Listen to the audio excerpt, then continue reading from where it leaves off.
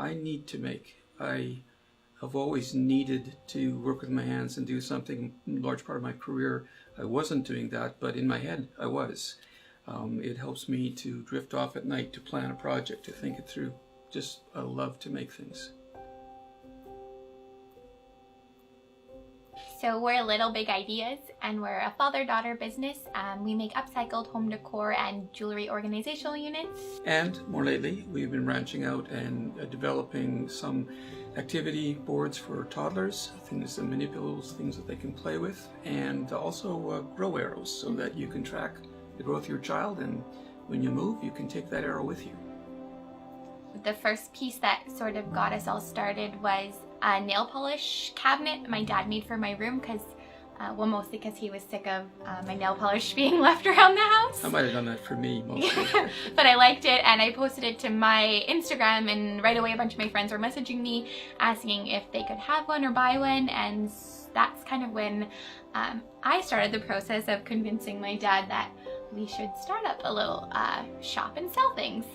Which was a process, because she wanted to get on it right away. I needed to think about it. It seemed like a pretty big project, and our resources were limited and our space was limited. So that's the name, Little Big. That's where it came from.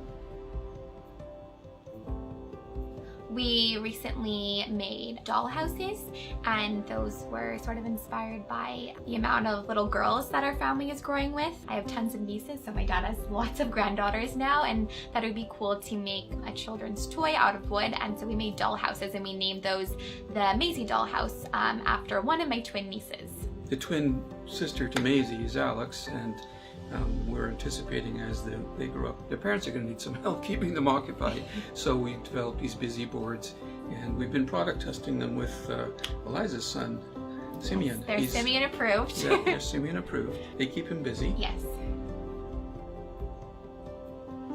I met Charlotte when both of our little babies were both newborns, and we were both makers in the Winnipeg community, and we decided to create our own pop-up because we always went to different markets, and we thought, well, why don't we just make our own market?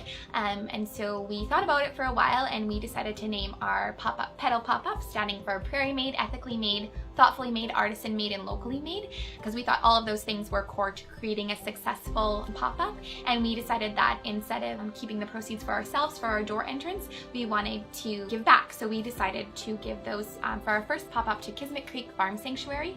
Charlotte and I are both vegan, and so animals are very important to us, and we thought that would be the best place for the money to go. So our goal of Petal Pop Up wasn't to make money ourselves, it was to give back and also showcase a lot of other really amazing local talent in Winnipeg. So I think the favorite, or my favorite part about Little Big Ideas is getting to work with my dad and learn from my dad too. And we also both think it's really awesome to see people take interest in our products, and when we go places, see them in their homes.